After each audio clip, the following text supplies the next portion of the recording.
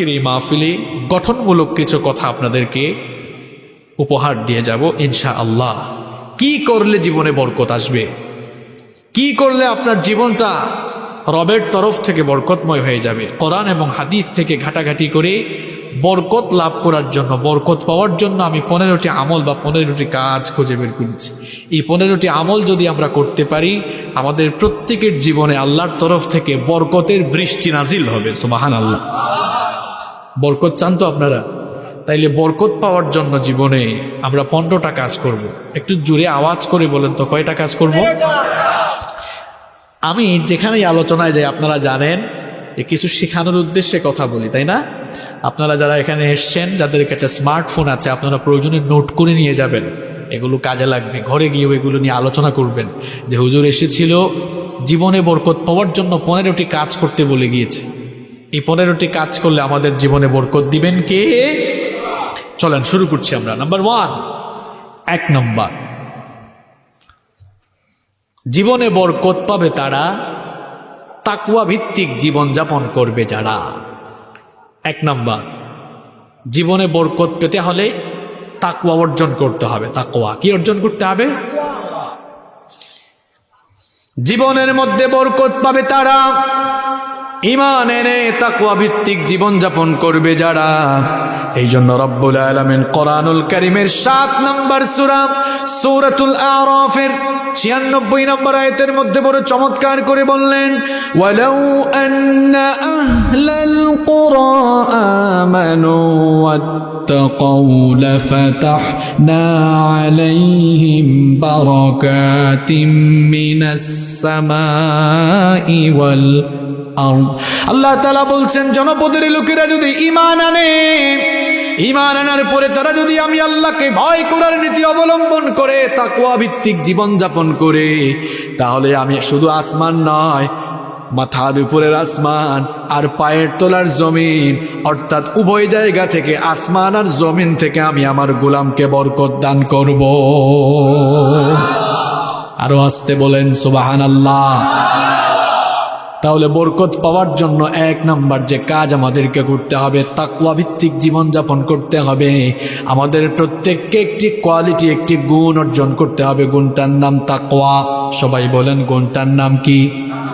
তাকওয়া। এটি এমন একটি গুণাবলী, এই গুণ যার মধ্যে আছে তার মর্যাদা আল্লাহর কাছে তামাম মাখলুকাতের উপরে চলে যায়। আল্লাহু আকবার।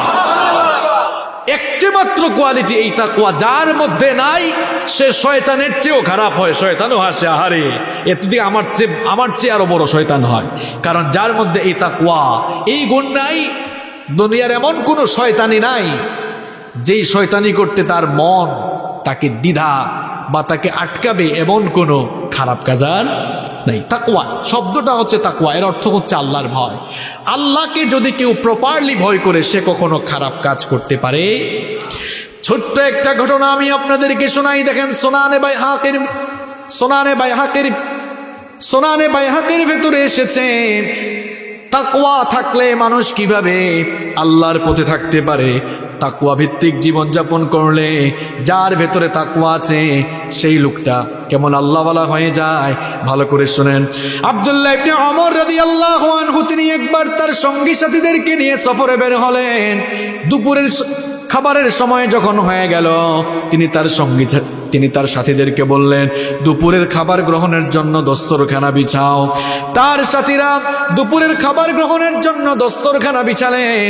তারা যখন খাবার গ্রহণ করতে যাবেন, ঠিক সেই সময়ে খেয়াল করলেন একজন রাখাল বালক তাদের পাশ দিয়ে অতিক্রম করছে। আব্দুল্লাহ ইবনে ওমর রাদিয়াল্লাহু আনহু ওই রাখাল বালককে ডেকে বললেন, ওগো রাখাল, দুপুরের খাবারের সময় হয়েছে, আমরা খাবার গ্রহণের জন্য দস্তরখানা বিছিয়েছি, তুমিও আমাদের সঙ্গে খাবার দাবারে সামিল হয়ে যাও। আমাদের কাছে ভালো ভালো মেনু আছে, ভালো আইটেমের খাবার আছে, তুমিও আজ আমাদের মেহমান হয়ে যাও।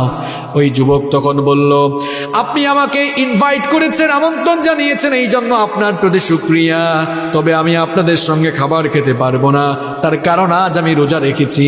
আব্দুল্লাহ ইবনে ওমর রাদিয়াল্লাহু আনহু তখন বললেন, যেহেতু এখন রমজান মাস নয়, নিশ্চয়ই তুমি নফল রোজা রেখেছ, মরুভূমির এই রুক্ষ আবহাওয়ায় তুমি তুমি ছাগল বা বকরি চড়াতে এসেছো, মেষ চড়াতে এসেছো, তুমি হয়তো সবসময় ভালো খাবার দাবার পাও না, আজ আমাদের সঙ্গে খাও, নফল রোজা ভাঙলেও কোনো অসুবিধা হয় না। যুবক তখন বলল, আমি আপনার কথায় তো রোজা ভাঙতে পারি না, কারণ আমি ওই শূন্য দিনের জন্য আমল করছি যেদিন মানুষের আমল ছাড়া কোনো কিছুই কাজে লাগবে না। আব্দুল্লাহ ইবনে ওমর রাদিয়াল্লাহু আনহু চিন্তা করলেন, লোকটার অন্তরে তো আল্লাহ ভীতি আছে, তাকওয়া আছে, এমনি এমনি তারে ছাড়বো না, এই তাকওয়ার লেভেলটা আমি একটু যাচাই করব। পরীক্ষা করার জন্য তাকে বললেন, তোমার সঙ্গে যে মেষপাল রয়েছে, এই মেষপালের মালিক কি তুমি নাকি? এবার যুবক বলল, আমার সঙ্গে যে মেষপাল রয়েছে, এই মেষপালের মালিক আমি নই, আমি একজনের গোলাম। আমি মরুভূমিতে তার এই মেষগুলো চড়াই, বিনিময়ে মাস শেষে আমি তার কাছ থেকে বেতন পাই। এবার আব্দুল্লাহ ইবনে ওমর রাদিয়াল্লাহু আনহু বললেন, তুমি এক কাজ করো, এই মেষপাল থেকে একটি মেষ বা ছাগল আমার কাছে বিক্রয় করো, নগদ টাকা তোমাকে দিব। তুমি তো রোজা রেখেছ, আমি এটা জবাই করে কিছু মাংস তোমাকে হাদিয়া দিব, যেন বাড়িতে গিয়ে তুমি ইফতারে সেই মাংস খেতে পারো। যুবক তখন বলল, আমি তো আপনাকে আগেই বলেছি এই ছাগল পালের মালিক আমি নই, সুতরাং আমি আপনার কাছে বিক্রি করতে পারবো না। আব্দুল্লাহ ইবনে ওমর রাদিয়াল্লাহু আনহু তখন বললেন, দেখো, তুমি যদি আমার কাছে বিক্রি করো, তোমার মালিক টের পাবে না। এইরকম মরুভূমিতে মেষপাল বা ছাগল পাল নিয়ে আসলে বাঘের আক্রমণে কয়েকটা ছাগল বা মেষ এমনিতেই ধ্বংস হতে পারে, নাই হতে পারে। তুমি যে কোনোভাবে তোমার মালিককে গিয়ে বুঝ দিতে পারবা, আমার কাছে বিক্রি করলে নগদ টাকা পাবা, আবার ইফতারের জন্য তুমি মাংস হাদিয়া পাবা। যুবক তখন বলল, ওগো মুসাফির, তুমি কে? তোমাকে আমি চিনি না, তবে আমি তোমাকে বলছি, শোনো, আমি হয়তো মিথ্যা বলে আমার মালিক যিনি তাকে আমি ধোঁকা দিতে পারবো, কিন্তু আইন আল্লাহ, আল্লাহ কোথায়? আমার মালিক যিনি, তোমার মালিক যিনি, গোটা বিশ্বজাহানের মালিক যিনি, তার চক্ষুকে তো ফাঁকি দেওয়া সম্ভব হবে না। এর নাম তাকওয়া। কারো অন্তরে তাকওয়া থাকলে, আমি সব জায়গায় বলি, পুলিশ দিয়া পিটায়াও তাকে দিয়ে আপনি খারাপ কাজ করাতে পারবেন না, আপনি পারবেন না। শুধু জেলখানায় মানুষ ঢুকালেই, চোর ডাকাত জেলখানায় ঢুকালেই ভালো হয়ে যায় না, মাঝে মাঝে এর বিপরীত চিত্র আমরা দেখি। পুলিশ মাঝে মাঝে আমরা বিপরীত চিত্রও দেখি, চোর জেলখানায় ঢুকে প্রমোশন পেয়ে ডাকাত হয়ে বের হয়, আছে না নাই? আপনি তাকওয়া ঢুকাইয়া দেন, কারো অন্তরে যদি তাকওয়া ঢুকাই দিতে পারেন, তাকে আপনি জোর করেও আর খারাপ কাজ করাতে বাধ্য করতে পারবেন। এ যুবক ভাইয়েরা, আজ আমাদের অন্তর থেকে তাকওয়া উঠে গেল কেন? রাতের বেলা যখন ঘুমাতে যাও, একা রুমে ঘুমাও, হাতের মধ্যে স্মার্টফোন আছে, তুমি মনে করেছো আমার আম্মু দেখে না, আব্বু দেখে না, ভাই বোন কেউ দেখে না। বলো তো, কেউ যদি নাও দেখে, একজন তো সব দেখেন, তিনি কে? তিনি দেখছেন। এই চিন্তা করে যদি কোনো যুবক রুমের ভেতরে দরজা বন্ধ করে যদি খারাপ কিছু মোবাইলে না দেখে, বুঝতে হবে যুবকের অন্তরে কি আছে। আরেকটু জোরে বলেন, তাকওয়া আছে। আর একা রুমে সুযোগ পেয়ে যদি কেউ কুকর্মে লিপ্ত হয়ে যায়, বুঝতে হবে তার অন্তরে কি নাই। আরো জোরে বলেন। কারো অন্তরে যদি তাকওয়া থাকে, সে কখনো ফোন থেকে খারাপ গান শুনবে না। গান শুনতে ইচ্ছে হলে ইউটিউবে ঢুকে ইসলামী গজল শুনবে, ইসলামী গান শুনবে, ওয়াজ শুনবে, তাফসীর শুনবে, কারণ অন্তরে তার ভয় কার? আর একটু জোরে বলেন, অন্তরে ভয় কার? যাদের অন্তরে আল্লাহর ভয় থাকে, তারা কখনো দিনের পথ ভুলে যায় না। যাদের হৃদয়ে আছে আল্লাহর ভয়, তারা কবু পথ ভুলে যায় না। আল্লাহর প্রেম ছাড়াই দুনিয়ায় কারো কাছে কোনো কিছু চাই না, কারো কাছে কোনো কিছু চাই না। বরকত পেতে হলে অন্তরে তাকওয়া ঢুকাই দিতে হবে। আল্লাহর কসম করে বলছি, কারো অন্তরে তাকওয়া থাকলে মিথ্যা বলবে না, মানুষের গীবত করবে না, চুগলখড়ি করবে না, মানুষের হক মেরে খাবে না, ঠিক কি না? আর অন্তরে তাকওয়া নাই, সব আকাম কুকাম তারে দিয়া সম্ভব। এই জন্য আল্লাহ বলেছেন, বান্দারে তুমি যদি আমার তরফ থেকে বরকত চাও, তাকওয়াবান হয়ে যাও। তাকওয়াবান যারা হয়ে যাবে, আল্লাহ তাদেরকে তার ওলি বন্ধু বানিয়ে ফেলবেন। জোরে কোন সুবহানাল্লাহ। রব্বুল আলামিন বলছেন যারা তাকওয়া অর্জন করে ফেলবে দুনিয়া আখিরাতে তাদের কোনো টেনশন নাই। দুনিয়ায় আমি তাদের জীবনটাকে বরকতময় করে দেব, আখিরাতে আমি তাদেরকে নাজাত দিয়ে জান্নাত দিয়ে দেব। কোরআনুল কারীমের 10 নম্বর সূরা সূরা ইউনূসের 62 নম্বর আয়াত থেকে আল্লাহ তাআলা বলছেন আলা ইন্না আউলিয়া আল্লাহি লা খাউফুন আলাইহিম ওয়ালা হুম ইয়াহজানুন। আল্লাহ তাআলা বলছেন আর জেনে রাখো আমার ওলি যারা, আমার বন্ধু যারা, তাদের জন্য কোনো পেরেশানি নাই, চিন্তা নাই। তাদের জন্য দুনিয়ায় কোনো চিন্তা নাই, আখিরাতেও তাদের কোনো পেরেশানি নাই।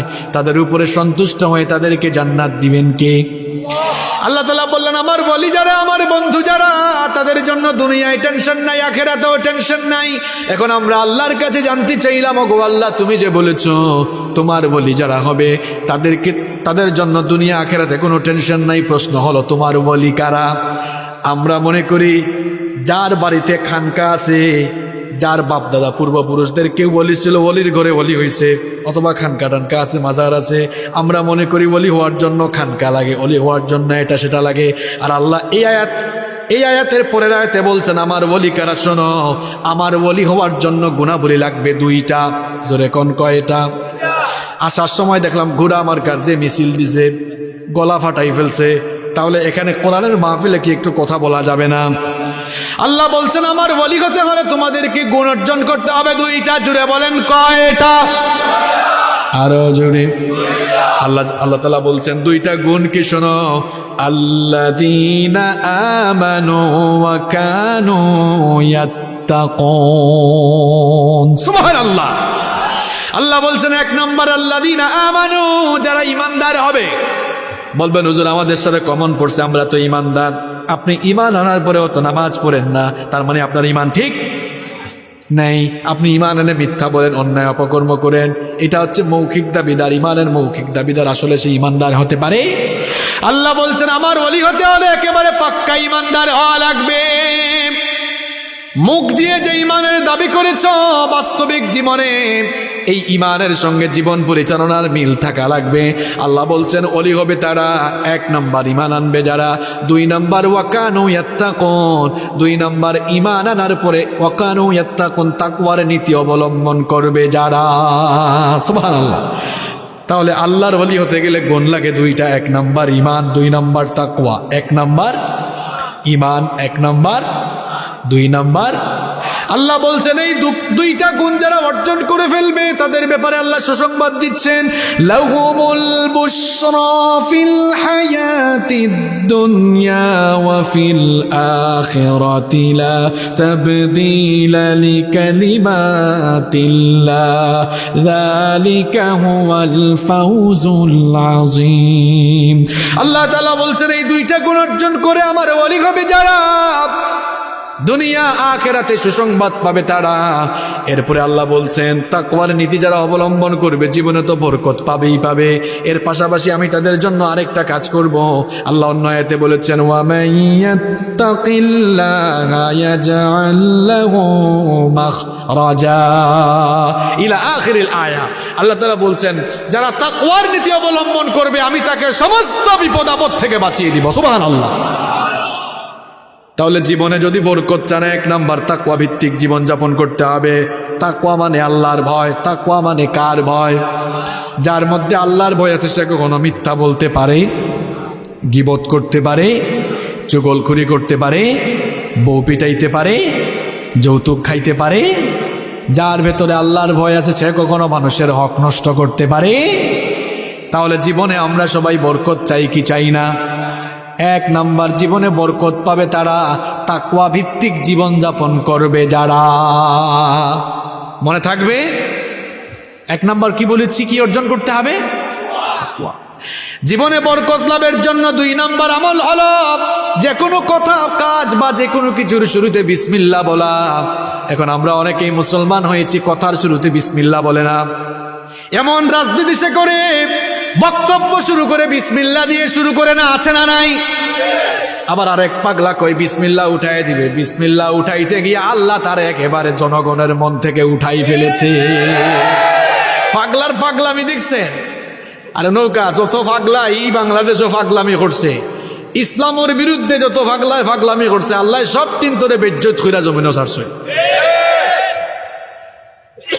কয় ইসলাম থাকতে পারে না, হে আসেনি এখন কিতা মাতুন না কেন? আরে বাপরে বাপ, আমরা ক্ষমতা পাইয়া আনলে আমার অবস্থা এমন হয়, যে যখন চেয়ারও হে তখন গিয়ারও। আমি নিজেও গিয়ারও, কারণ আমি এখন চেয়ারও। তবে আমার এই গিয়ার কিন্তু ইসলামের বিরুদ্ধে না, ইসলামের পক্ষে একবারে। এর লাগে আমরা যেন ভাই সম্মান দিন, যেন যাই সম্মান দিন খেয়ে। আর চেয়ার উইটটা গিয়ার যদি ইসলামের বিরুদ্ধে যায় তে মনে রাখিও চেয়ারও বুয়াইছেন যে বেজ্জত খইরা জুতার বাড়ি খাওয়াইয়া চেয়ারটাকে নামাইতেও পারো নি। কেদা ঠিক কইছে না কথা? ইসলামের বিরুদ্ধে মারছে, অবস্থা তার কিতা ভালো হয়েছে না কিতা? সেই লতিফ সিদ্দিকী থেকে নিয়ে শুরু করে মুরাদ হাসান পর্যন্ত এই দেশে যারাই ইসলামের বিরুদ্ধে কথা বলেছে সবগুলা বেজ্জত হয়েছে।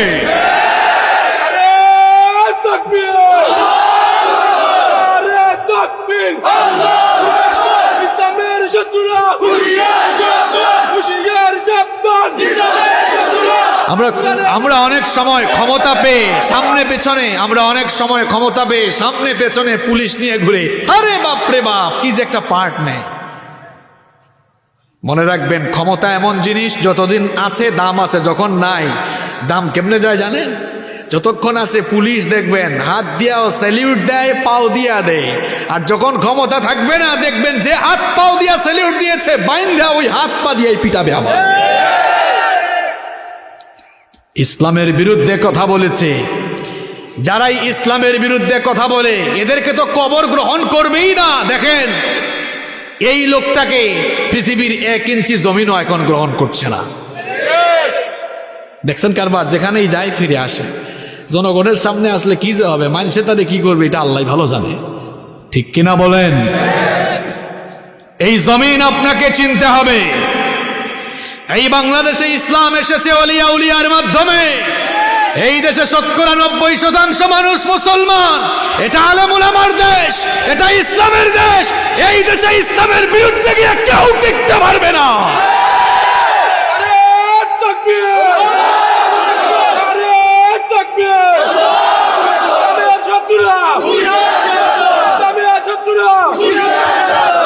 মাত্যাধিক্য ইসলামের বিরুদ্ধে দেখেন একবার এই বেজ্জত হইয়া যাই ভাই, ঠিক নেই?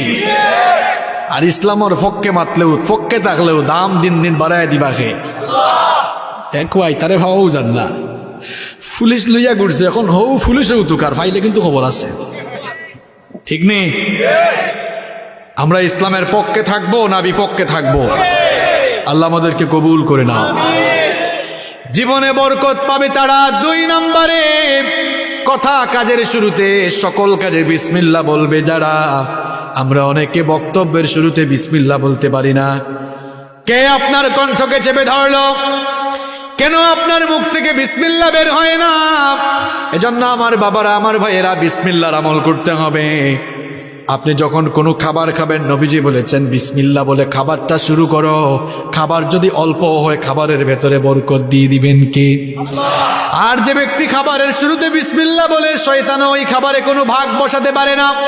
আবার আমরা অনেক সময় ঘরের ভেতরে ঢুকার সময় বিসমিল্লাহ বলে ঢুকি না। এই জন্য দেখা যায় অনেকের ঘরের মধ্যেও জিন ভূত আছে না নাই? অনেকে গিয়া হুজুরের কাছ থেকে তাবিজ এনেছে, হুজুর তাবিজ দেন, ঘরের মধ্যে জিন ভূত আসর করতে পারে। আর নবীজি আমল শিখালেন তাবিজের আমল না করে বিসমিল্লাহ পড়ো। দেখেন আমি আপনাদেরকে একটা চমৎকার হাদিস শোনাই। মুসলিম শরীফে এই হাদিসটি বর্ণিত হয়েছে। জাবির বিন আব্দুল্লাহ রাদিয়াল্লাহু আনহু এই হাদিসটি বর্ণনা করেছেন। তিনি বলেছেন, নবীজি বলেছেন, ইদা দাখালার রাজুলু বাইতাহু, যখন কোন লোক তার ঘরে ঢোকে, ফাযাকারাল্লাহু ইনদা দুখুলিহি ওয়া ইনদা তাআমিহি, ওই লোকটা ঘরে ঢোকার সময় যখন বিসমিল্লাহ বলে তখন শয়তান তার সঙ্গে ঘরে ঢুকতে পারে না। আবার লোকটা যখন খাবারের শুরুতে বিসমিল্লাহ বলে শয়তান তখন তার চেলাপেলা সাঙ্গপাঙ্গদেরকে বলে, লা মাবিতা লাকুম ওয়ালা আশা, এই ঘরে তোমাদের থাকার জায়গা নাই, খাবারও জায়গা নাই, কারণ ঘরের মানুষ বিসমিল্লাহ পড়ে। সুবহানাল্লাহ। আর যেই লোক ঘরে ঢোকার সময় বিসমিল্লাহ বলে ঢুকে না, ওই লোকটার সঙ্গে ঘরের মধ্যে ঢুকে শয়তান। খাবারের শুরুতে যারা বিসমিল্লাহ বলে না, ওই খাবারে ভাগ বসায় শয়তান। এই জন্য কথা কাজের শুরুতে বা খাওয়ার শুরুতে আমরা বিসমিল্লাহ বলবো। রাজি আছেন? সকালবেলা ঘর থেকে বের হয়েছেন, কার নামে বের হবেন? বলবেন বিসমিল্লাহ, বিসমিল্লাহি তাওয়াক্কালতু। যানবাহনে উঠেছেন, আল্লাহর নামে উঠেন। দোয়াও তো আল্লাহ শিখিয়েছেন, বিসমিল্লাহি মাজরিহা ওয়া মুরসাহা ইন্না রাব্বি লাগফুরুর রহিম। সুবহানাল্লাযী সাখখারা লানা হাদা ওয়া মা কুন্না লাহু মুকরিনিন ওয়া ইন্না ইলা রাব্বিনা লামুনকালিবুন। আছে না নাই? তাহলে জীবনে বরকত পাওয়ার জন্য 2 নাম্বার কাজ, কথা কাজের শুরুতে আমরা মুসলমান হিসাবে সব সময় কি পড়ব? আর একটু জোরে বলেন। কিতাব পয়েন্ট থাকবো নি মনে না? সালো আলোচনার শেষে সারাগুল্লা মনে থাকবো নি? কয়টা আমলের কথা বলেছি? 1 নাম্বার, 2 নাম্বার। মাশাআল্লাহ, এই এলাকা থেকে অনেক বিসিএস ক্যাডার বের হবে ইনশাআল্লাহ, স্মরণ শক্তি ভালো। 3 নাম্বার, জীবনে বরকত পাবে তারা 5 ওয়াক্ত নামাজের হেফাজত করবে যারা। আমরা অনেকে ঈমান এনেছি, ঈমানের দাবি করে এখনো আমরা নামাজে যাই না। কেমন ঈমানদার আপনি? একজন মানুষ ঈমান আনার পরে সে আসলেই খাঁটি ঈমানদার কিনা তা যাচাই করার প্রথম মাপকাঠি বা প্রথম মানদণ্ডের নাম হচ্ছে সালাত। আপনি ঈমানদার কিনা প্রমাণ হয়ে যাবে আজান হয়ে গেলেই। আপনি আজান হয়ে গেলে যদি সঙ্গে সঙ্গে মসজিদে যান, বোঝা যাবে এটা খাঁটি মোমেন, খাঁটি ঈমানদার। কারণ যার জীবনে নামাজ নাই তার আসলে ঈমানই নাই। কথা মোল্লার নয়, বলেছেন মুহাম্মদ সাল্লাল্লাহু আলাইহি ওয়াসাল্লাম। যার মধ্যে নামাজ নাই তার মধ্যে ঈমানও। মুয়াজ্জিন আজান দেওয়ার পরে যেই লোকটা মসজিদে যায় না, সে আল্লাহকে বুড়ো আঙ্গুল দেখায়। আপনি বলবেন হুজুর কেমনে দেখায়? এটা বোঝার জন্য আপনাকে আজানের দিকে খেয়াল করতে হবে। আমাকে সবাই একটু বলেন তো দেখি, প্রত্যেক দিন মুয়াজ্জিন নামাজে আসার জন্য আজান দেয় কয়বার? আর একটু জোরে বলেন। এবার আমাকে বলেন তো, আজানের প্রথম সেন্টেন্স, আজানের প্রথম বাক্য কি লা ইলাহা ইল্লাল্লাহ নাকি আল্লাহু আকবার? আল্লাহু আকবার। আল্লাহ যদি চাইতেন আজানের প্রথম বাক্য লা ইলাহা ইল্লাল্লাহ হতে পারতো কিনা? আল্লাহ যদি চাইতেন আজানের প্রথম সেন্টেন্স লা ইলাহা ইল্লাল্লাহ হতে পারত, কিন্তু আল্লাহ আজানের প্রথম সেন্টেন্সটা দিলেন আল্লাহু আকবার। আল্লাহু আকবার। প্রশ্ন হলো, কি কারণে আজানের প্রথম সেন্টেন্স আল্লাহু আকবার? আল্লাহু আকবার এর সিগনিফিকেন্স কি, তাৎপর্য কি? এটা বুঝার জন্য আপনাকে অর্থের দিকে খেয়াল করতে হবে। এবার বলেন তো আমাকে, আল্লাহু আকবার, আল্লাহু আকবার অর্থ আল্লাহ সবচাইতে ছোট নাকি আল্লাহ সবচাইতে বড়? তাহলে মুয়াজ্জিন আজান শুরু করে আল্লাহু আকবার, আল্লাহু আকবার এই সেন্টেন্স দিয়ে আজান শুরু করে দুনিয়ার মানুষকে বুঝায়, দুনিয়ার মানুষকে জানায়, দুনিয়ার মানুষরা শোনো, আল্লাহ হচ্ছেন সবচাইতে বড়, আল্লাহর হুকুমটাও হলো সবচাইতে বড়। তার মানে মুয়াজ্জিন আল্লাহু আকবার বলার সঙ্গে সঙ্গে দুনিয়ার যে কোনো মানুষ যে কোনো কাজেই থাকুক না কেন, আল্লাহর হুকুমের চাইতে ওই কাজটা ছোট না বড়? তাহলে আজান হওয়ার পরে আপনি যে ফজরের নামাজের সময় ঘুমিয়ে থাকেন, জোহরের নামাজে আড্ডা দেন, আসরের নামাজে খেলাধুলা করেন, মাগরিবের নামাজে তামাশা করেন, এশার নামাজে আড্ডা দেন, বলেন তো আজান দিয়ে মুয়াজ্জিন জানায় আল্লাহ সবচাইতে বড়, আর আপনি নামাজে না গিয়ে বুঝান না আমার ঘুম বড়, আড্ডা বড়, তামাশা বড়, খেলাধুলা বড়। এজন্য আমি বলি আজান শোনার পরে যারা মসজিদে যায় না, নামাজে যায় না, সে আল্লাহর সঙ্গে পাল্লা দিয়ে আল্লাহর সঙ্গে নাফরমানি করে। কারণ মুয়াজ্জিন তো বলল আল্লাহু আকবার, আল্লাহ সবচাইতে বড়, আর আপনি ফজরের নামাজে ঘুমাইলেন, বুঝাইলেন না আমার ঘুমটাই বড়। সব চাইতে বড় কথা হলো, দেখবেন আমার দেশে এরকম চিত্র আছে, আমার দেশে ফজরের নামাজের চাইতে জানাজার নামাজে মানুষ বেশি। কিও ফজরের নামাজটা কি নফল আর জানাজার নামাজটা কি ফরজে আইন? দেখবেন আপনারা তার ঘর থেকে 50 হাত দূরে ফজরের নামাজে যায় না, কিন্তু মাঝে মাঝে দেখবেন এমন কিছু ঘটনা ঘটে, জানাজার নামাজে হাজির হওয়ার জন্য ঢাকা থেকে গাড়ি চালায়া তারপরে বড়লেখায় আসে। তার এত জ্বালা উঠছে কেন, এত বিষ উঠছে কেন, এত গরজ উঠল কেন? ঘর থেকে 50 হাত দূরে ফজরের নামাজে গেল না, কিন্তু 8-9 ঘন্টা জার্নি করে অনেকে জানাজার নামাজে যায়। এই বাটপারের মতলব কোথায়? মতলব হলো জানাজার নামাজের আগে বক্তব্য দেওয়ার সুযোগ আছে, ফজরের নামাজের আগে বক্তব্য দেওয়ার সুযোগ না। এই বাটপার, তোর ফজরের নামাজ কই রে? নইলে তুই জানাজার নামাজে 7-8 ঘন্টা জার্নি করে আসলি, তুই ফজরের নামাজে আসলি না কেন? অনেকে চাকরি করে, ব্যবসা করে, 9টায় দোকান খুলতে হবে বা 9টায় অফিসে ঢুকতে হবে। সবার হাতে এখন স্মার্টফোন আছে না নাই? ফোনের মধ্যে অ্যালার্ম অপশন আছে না নাই? 9টায় যেহেতু যেতে হবে, 8টার সময় অ্যালার্ম সেট করে। আবার বিবাহিতরা বউকে ডেকে বলে, সিলেট তৈল হয় কয় গো, ডাক্কা দিচ্ছে মোরে, কিতা কয়নি,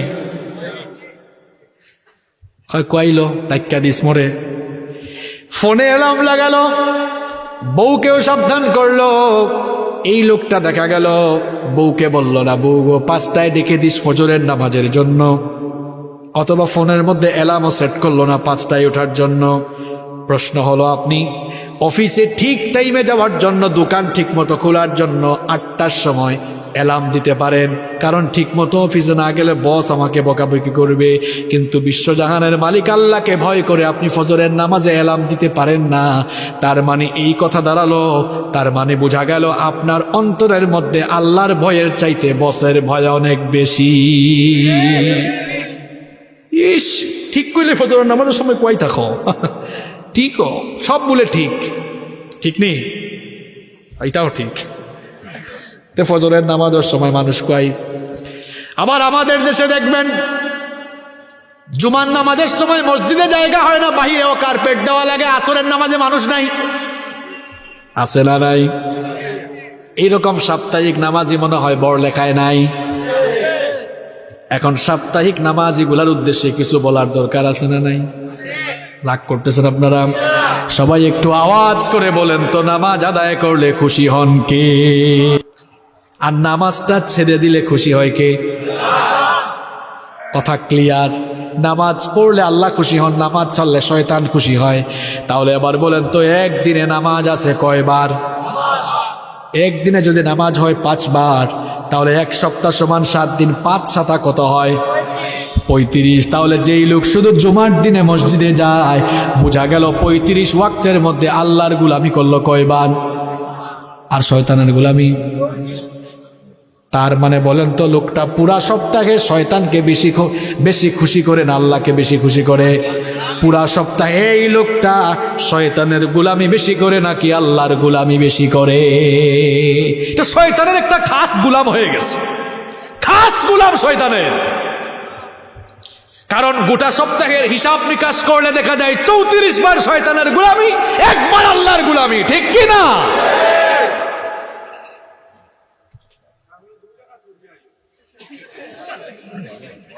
ইগুর 20 উঠে যায় আরো বেশি।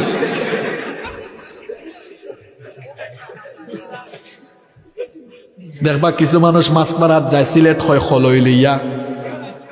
আপনারা এলাকাত কিতা হয়? হ্যাঁ, খলই দুসুইন। আরে বাপরে বাপ, বহুত দিন পরে মনে হয়েছে শব্দ এটা, দুসুইন। আচ্ছা, খলই হোক আর দুসুইন হোক, আচ্ছা কৌকা চাই মাছ মারাত গেলে খলইত বা দুসুইন মাছ তুইলে মাছে কিতা করে? খেনে ফেলায়, ফানিত যাইবার লাগে। মুনাফিকর স্বভাব হইল, হে মসজিদ আমাইয়া ও মাছর লাগান খালি ফালা, কত মিলে মসজিদ থেকে বাড়াইত। কিরা উঠি যায় তার, কিরা বুঝেননি আপনারা? যেমন খাও যায় মসজিদ, আর তার জান বাসেন না। আর শুক্রবার দিনও দেখা যায় ইমাম সাহেব তাল লাগে, ঠিক মতো কিছু কথা কইতে পারেন না, খালি কয় ইতার কথা কিতা আর কইতাম। হুজুর রাখলে এখন ঠিক মতো মসজিদে মারতেও পারেন না। কোনটা ঘটনা একটা মনে পড়ছে, কইতাম নি আমি। ইমাম সাহেব নয়া চাকরি হয়েছে মসজিদ, তাই হইলে আজ খুব ওয়াজ করবো সুদর বিরুদ্ধে, খুব প্রস্তুতি লইছেন। মেম্বরও বইয়া আরম্ভ করছেন সুদর বিরুদ্ধে ওয়াজ, সভাপতি মারছেন খাওয়ানি। মানে তখন খাওয়ানিটা বুঝাই না, হুজুর ইটান কমন পড়ে গেছে আমার লগে। ইমাম সাহেবের চাকরি বাঁচাইবার লাগে চিন্তা করলাম, বাপরে বাপ, মনে হয় কমনই পড়ছে যে খাওয়ানি শুরু হয়েছে। হয় না, সুদর ওয়াজ আইজ করতাম না, আজকে ঘুষের ওয়াজ। তুরা বাদে সেক্রেটারি সাহেবের খাওয়ানি। ইমাম সাহেব হায় হায়, এটাও কমন পড়ে গেছে। না, আজকে ঘুষেরও ওয়াজ হইতো না, আজকে চাঁদাবাজির ওয়াজ। ঘটনাক্রমে এই মসজিদের কেশিয়ার এই এলাকার কুখ্যাত চাঁদাবাজ, হে খাওয়ানি মারছে বালা করে কয় ইমাম সাহেব ওখানে আজকে আর ওয়াজ হইতো না। ইলা আছে নি? মসজিদের মেম্বরে যিনি বসবেন কাউকে ভয় করে কথা বলা যাবে না, চাকরির ভয় করা যাবে না, কারো রক্তচক্ষুকে ভয় করা যাবে না। মসজিদের মেম্বরে বসলে হয় হক কথা বলতে হবে, নইলে মসজিদের মেম্বর ছেড়ে দিয়ে মাটি কেটে ভাত খাওয়া লাগবে। ওইটা আপনার জন্য মর্যাদার, যান মাটি কেটে ভাত খান, ওইটা মর্যাদার আপনার জন্য। মেম্বরে বসলে আপনাকে হক কথা বলতেই হবে। এখন আমরা আমাদের বাচ্চাদেরকে নামাজি কি আর বানাবো? আমরা নিজেরাই এখনো নামাজি হতে পারে নাই। এই জন্য বেনামাজিগুলোর জীবনে কোনো বরকত নাই। আল্লাহ বলেছেন জীবনে যদি বরকত চাও, রিজিকে যদি বরকত চাও, 5 ওয়াক্তের নামাজি হয়ে যাও। কোরআনুল কারীমের 20 নম্বর সূরা সূরাতুত তাহা এর 132 নম্বর আয়াতে আল্লাহ তাআলা তার নবীকে জানালেন, وَأْمُرْ أَهْلَكَ بِالصَّلَاةِ وَاصْطَبِرْ عَلَيْهَا لَا نَسْأَلُكَ رِزْقًا نَحْنُ نَرْزُقُكَ وَالْعَاقِبَةُ لِلتَّقْوَى। কথাটা কার? আল্লাহ তাআলা বললেন, ওগো নবী আপনি আপনার পরিবার বর্গকে নামাজের আদেশ দিন, আর নিজেও আপনি নামাজ কায়েম করুন, নামাজের উপর অবিচল থাকুন। এই যে আপনি নামাজ আদায় করেন, এই জন্য তো আমি আপনার কাছে রিজিক চাই না, বরং যারা নামাজ আদায় করবে আমি তাদেরকে রিজিক দান করব। সুবহানাল্লাহ। অর্থাৎ তাদের রিজিকে বরকত দিব। এর কারণে আপনারা দেখবেন বেনামাজিগুলো অনেক টাকা ইনকাম করে, এদের টাকায় বরকত নাই, ইনকামে বরকত নাই, এদের জীবনে বরকত নাই, কারণ তার জীবনে নামাজ নাই। দেখবেন অনেক ইমাম সাহেব 8-10 হাজার টাকা বেতন পায়, আরেকজন 8-10 লাখ ইনকাম করে 8-10 লাখ কোন দিকে আসে কোন দিকে যায়, মাস শেষে বলে হুজুর আরো ঋণ আছে দোয়া করিয়েন, আর ইমাম সাহেবের ওই টাকা দিয়েই চলে যায়। কারণ টাকা অল্প হলেও লোকটা নামাজি মানুষ, ভালো মানুষ, তাকওয়াবান, এজন্য জীবনে বরকত ঢেলে দিয়েছেন কে? আমি আগেই বলেছি ক্ষমতা দিয়ে টাকা দিয়ে বরকত পাওয়া যায় না, বরকত আসে কার তরফ থেকে? তাহলে জীবনে বরকত পাওয়ার জন্য 3 নাম্বার কাজ করতে হবে।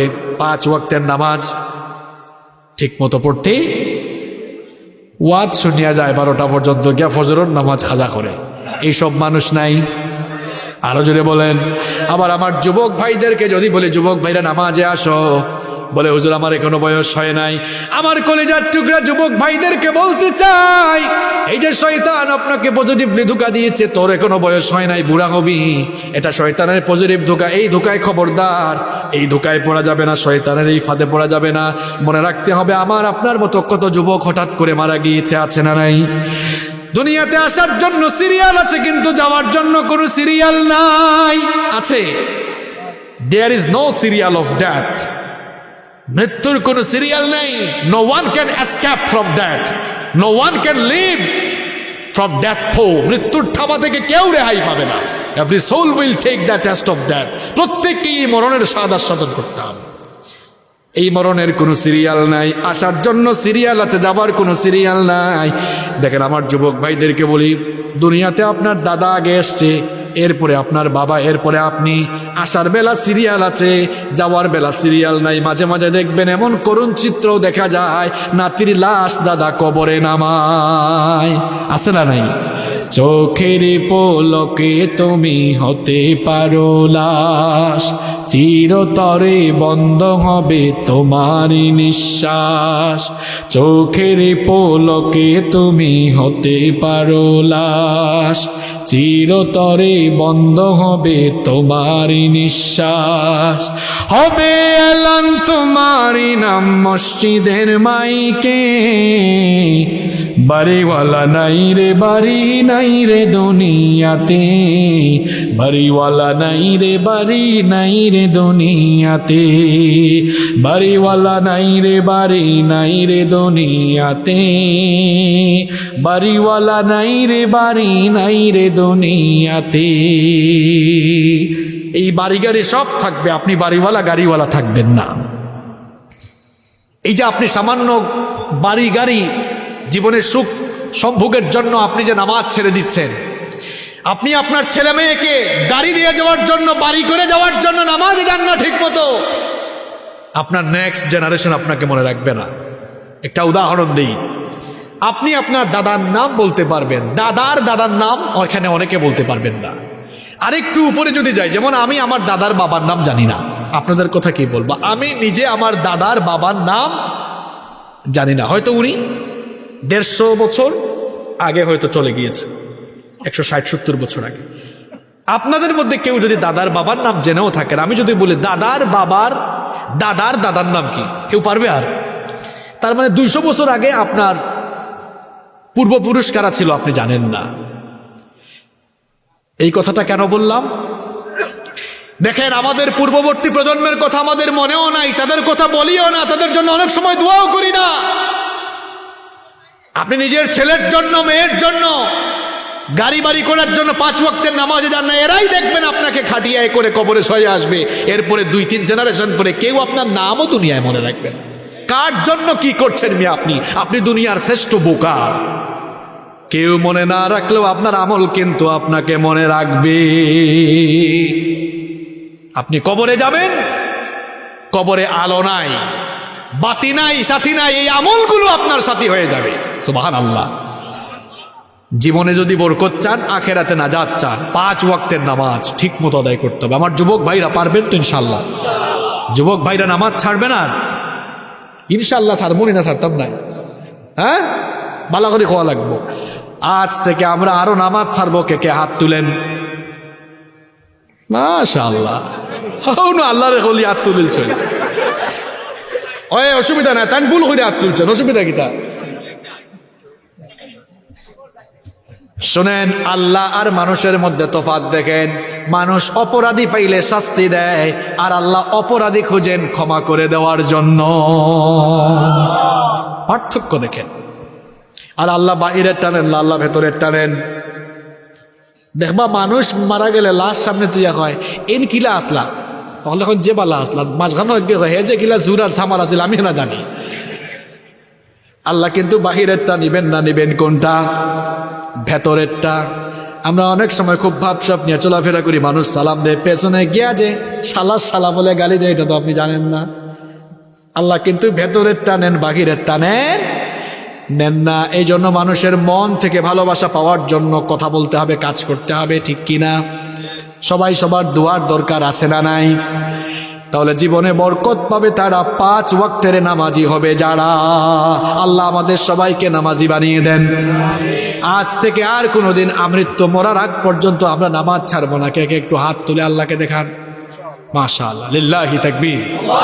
হাতগুলো নামান, আল্লাহ কবুল করেন। তাহলে কয়টা বলে ফেলছি? 3টা। 15টা শুনবেন তো ইনশাআল্লাহ, বাকিগুলো শর্ট আছে, লম্বা না। 4 নাম্বার, জীবনে বরকত পাবে যারা সাহিবুল কোরআন, কোরআনের সাথী হবে যারা। এই কোরআনটা নিজেই হলো বরকতময় কিতাব। আল্লাহ তাআলা কোরআনে বলেছেন, ওয়াহাদা কিতাবুন আনজালনাহু মুবারাকুন ফাত্তাবিউহু ওয়াত্তাকু লাআল্লাকুম তুরহামুন। আল্লাহ তাআলা বলছেন, ওগো আমার হাবিব, এটি হচ্ছে এক বরকতময় কিতাব যা আমি আপনার উপরে নাজিল করেছি, তারা যেন এর অনুসরণ করে। আবার অন্য আয়াতে আল্লাহ বলেছেন, কিতাবুন আনজালনাহু ইলাইকা মুবারাকুল লিয়াদাব্বারু আয়াতিহি ওয়া লিয়াতাযাক্কারা উলুল আলবাব। আল্লাহ তাআলা বলছেন, ওগো আমার হাবিব, আমি আপনার উপরে এই বরকতময় কিতাব নাজিল করেছি যেন আমার এই বরকতময় কিতাবের আয়াতগুলো নিয়ে তারা গবেষণা করে। তাহলে এই কিতাবটাকে বরকতময় বানিয়ে নাজিল করেছেন কি? এই কিতাবের বরকতটা কেমন আমি আপনাদেরকে শর্টলি বুঝাই। আমরা সবাই জানি বছরের মধ্যে মাস আছে 12টা। জোরে কোন কয়টা? এই 12টা মাসের মধ্যে সবচাইতে মর্যাদা সম্পন্ন মাস কোনটা? রমজান মাস। যদি প্রশ্ন করি এই রমজান মাস কিসের কারণে, কিসের বরকতে এত দামি, উত্তর হলো কোরআনের কারণে। কিসের কারণে? আবার দেখেন, বছরের মধ্যে রাত আছে 365টা। আমি যদি জিজ্ঞেস করি 365টা রাতের মধ্যে সবচাইতে বরকতময় রাত কোনটা? লাইলাতুল কিসের বরকতে? দেখেন কাঠ দিয়ে টেবিল বানানো হয়েছে, এই টেবিলে আমার পা লাগতেছে, আমি কি সালাম করতেছি নাকি? চুমুও খাচ্ছি না, সালামও করছি না। কিন্তু ছোট্ট কাঠের দুইটা টুকরা দিয়ে যখন রেহাল বানিয়ে সেই রেহালের উপরে কোরআন রাখা হয়, রেহালের সঙ্গে পা লাগলে বা হাত থেকে পড়লে মানুষ মুখের সামনে নিয়ে চুমু খায়, বুকের সঙ্গে জড়িয়ে ধরে। প্রশ্ন হলো, এত বড় টেবিল পায়ে লাগলে সালাম করে না, ভক্তি করে না, কিন্তু ছোট্ট রেহালের উপরে কোরআন রাখা হলে ওই রেহালের প্রতি মানুষের এত সম্মান কদর বাড়ে কিসের বরকতে? আলনা আলমারিতে কাপড় আছে, টান দিলে কাপড় যদি পায়ের তলায় পড়ে কেউ চুমু খায় না, ভক্তি করে না, সম্মান করে না। কিন্তু ছোট্ট কাপড়ের টুকরা দিয়ে গিলাফ জিলবাব বা বস্তনি বানানো হলে সেই বস্তনি হাত থেকে পড়লে মানুষ চুমু খায়, বুকের সঙ্গে জড়িয়ে ধরে। প্রশ্ন হলো কিসের বরকতে এই কাপড়ের দাম বাড়লো? তাহলে কোরআনের বরকতে যদি এগুলোর দাম এত বেশি বাড়ে, আমি আপনি যদি আল্লাহর কোরআনটা শিখি, কোরআনটা পড়ি, কোরআনটা মানে কোরআনটা বুঝি, আমাদের দামও বাড়িয়ে দিবেন কি? সবচেয়ে আশ্চর্যের ব্যাপার হলো, মানুষ তো তাফসীর মাহফিলে আসে, কোরআনের মাহফিলের আয়োজনও করে, কিন্তু কোরআনটা এখনো শিখে নাই। বাবারে, আপনি কোরআনটা এখনো শিখলেন না। আমার যুবক ভাইরা, কোরআনটা এখনো শিখলেন না।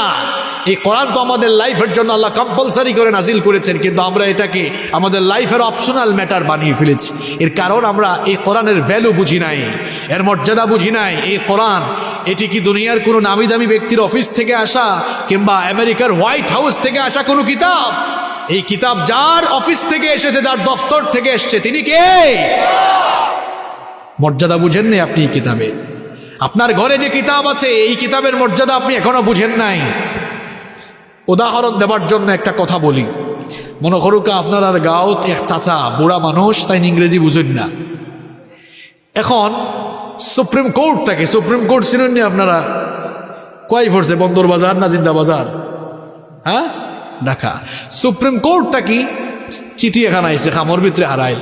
এখন জেন চিঠি লই আইসন, আইতে আইতে রাইত বাজছে 12টা। এই নাই কইসন, ও নবাস আসা সুপ্রিম কোর্ট থাকি কিতা এখন আইছে, দেখো তুমি ফুরিয়া বেটা। এখন কিতা কই থেকে আইছে? Supreme court. আরে বাপরে বাপ, ইখান হোনার বাদে জানো ফানি আছে নি? আর টেনশন বাড়ছে না কমছে? চিঠি দিয়া বিচারা গেছে কি মনে মনে ভাবছে বাংলাগুলো হইব মনে হয়, বারোখিরা দেখে সব ইংলিশ, চাচাই তো ইংরেজি পারেন না। লাগাবাড়ির এক বাতি যায় ইংরেজি পারেন, গিয়া ডাক দিছন ডাইত 12টাত, কইবে অবাতি যা সুমন উঠো যান একটু, কিতা এখন আইছে, এখন তার দৌ ফরিয়া। এখন বাতি যায় চাচা খেলকেছো খেলে আইবা, এখন যাও কি ঘুমাই গেছে। না বেটা ওঠ, সুপ্রিম কোর্ট থেকে আইসা না জানি আইস রাইতু আইয়া হারাই দিনি, বলি দিইনি, আল্লাহ জানে। সকাল উঠো, কারণ হে উঠছে, উঠার বাদে দেখে চিঠি এখন পড়ছে। আচ্ছা যাই হোক, এই উদাহরণটা খেলে দিলাম।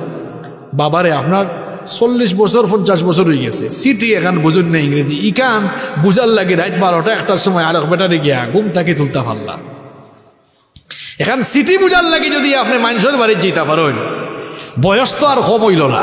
ই কুরআন আইছে কার পক্ষ থাকি, ইকান দেখিয়ে বদরি ফোরতাও পারেন না, ঠেলাইয়া ঠেলাইয়া ফোররা সারা জীবন ধরে।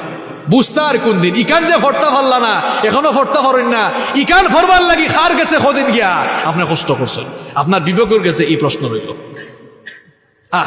আমাদের জীবনটা কোথায় যাচ্ছে? আল্লাহর কালাম আমরা এখনো শিখলাম না, এখনো কোরআনটা আমরা শিখলাম না। সবাই স্লোগান দেয়, আল কোরআনের আলো ঘরে ঘরে জ্বালো। বেকুব, কোরআনের আলো ঘরে ঘরে জ্বালবে কেমনে? এটা জ্বালতে হলে তো কোরআন বুঝতে হবে। মানতে গেলে জানতে হয়, জানতে গেলে পড়তে হয়। মানতে গেলে জানতে হয়, কথা বুঝতেছেন আমার? মানতে গেলে জানতে হয়, জানতে গেলে পড়তে হয়। আপনি তো কোরআন এখনো পড়তেই পারেন নাই, কোরআনের সঙ্গে সম্পর্ক বাড়াবেন কেমনে? জীবনে বরকত পেতে হলে কোরআনের সঙ্গে সম্পর্ক বাড়াতে হবে। বরকত বাড়াবেন কেমনে? কোরআন শিখবেন, পড়বেন, মানবেন, তখন জীবনে বরকত দিবেন কে? নাম্বার 5, জীবনে বরকত পাবে যারা, জীবনে বরকত পাবে তারা সালামের প্র্যাকটিস করবে যারা। এই যে আমরা দেখা হলে একজন আর একজনকে কি দেই, সালামের মধ্যে বরকত শব্দটা এমনিতেই আছে, যে কি সবাই একটু সালাম দেন তো, আসসালামু আলাইকুম ওয়া রাহমাতুল্লাহি ওয়া বারাকাতুহু। বরকত শব্দটা আছে না নাই? তবে আমরা অনেকে এখন শুদ্ধ করে সালাম দেই না, বলি সালাম আলাইকুম। ভাই সাহেব সালাম আলাইকুম। এখানে আলেম যারা আছেন আপনারা জানেন, সালাম অর্থ শান্তি, আর সাম আরবিতে সাম মানে মৃত্যু। আসসালামু আলাইকুম মানে তোমার উপর শান্তি বর্ষিত হোক, আর সালাম আলাইকুম মানে তুই মর। এখন সামালিকুম ইতা সালাম আছে না নাই? তো সামালিকুম মানে শান্তি নামর, তুই মরি যা। আবার বেটিনতে তো আরো স্টাইল করে সালাম দিবা, আসসালামু আলাইকুম। এটা আর সামালিকুম না, আসসালাম আলাইকুম। সালাম আলি আসেনি তা। সালামটা শুদ্ধ করে দিতে হবে, বলতে হবে আসসালামু আলাইকুম। আমরা অনেকে দেখা হলে সালাম দিই না, বলি হাই, হেই, হ্যালো। এইসব বললে কি কোনো সওয়াব হবে নাকি? সালামের ফায়দা হলো 4টা। সবাই জুড়ে বলেন, সালামের ফায়দা কয়টা? 1 নাম্বার, সালাম দিলে একজন আর একজনের জন্য বরকতের দোয়া করে, আসসালামু আলাইকুম ওয়া রাহমাতুল্লাহি ওয়া বারাকাতুহু। এখানে বরকতের মাধ্যমে কি বিনিময় হয়? দোয়া বিনিময়। আল্লাহ বলেছেন যখন ঘরে ঢুকবা সবার আগে সালাম দিবা। আমরা ঘরে ঢুকলে অনেকে অনেক সময় সালাম দেই না। ঘরে ঢোকার সময় আপনারা সালাম দেন তো? সালাম দেন ঘরে ঢোকার সময় আপনারা? না, দিবা কিলা? বাড়িতে বাবিরি কোনোদিন সালাম দিয়েছেন? কয় আমি ইতাম গেলে সালাম, আমি জামাই, তাই না বউ, তাই রে আমি সালাম দিতাম কেন? এক ভাই আবার কয় হুজুর সালাম দিয়ে একদিন বিপদেও পড়ছি, গিয়া কইলাম কলিং বেল মারছি, তাই দিয়েছেন দুয়ার করলে, আর আমি কইছি আসসালামু আলাইকুম। তাই কিতা ঢং করায় না, কিতা আমারে চিনো না তুমি? আমরা ভাবছি সালাম এটা খালি নির্দিষ্ট কিছু মানুষরে দেওয়া যায়, কিতা কথা ঠিক কইছে নি? সালাম সবাই সবাইকে দিতে পারবে। আবার আরেক চাচা খুব পাট নিয়ে চলে, চৌরাস্তার মোড় দিয়ে যাচ্ছে, কিছু যুবক দাঁড়ানো, যুবকরা সালাম দেয় নাই। এই তুই খার গরর কি করে? তোর বাপর নাম কিতা? তোর মা বাবা আদব কথা শিখাইছে না? এরকম আছে না নাই?